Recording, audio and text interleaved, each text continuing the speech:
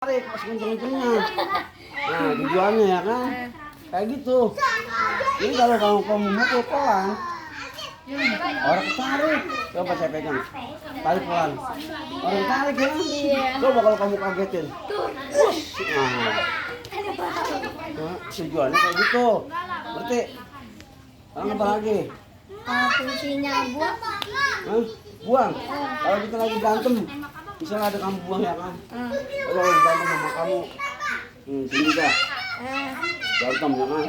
Baru gini. Pukul. Saya pukul dulu. Wah, pukul. Wah, nah begitu. Bukan tujuannya terus ada di belakang nih. Ada orang ya di belakang.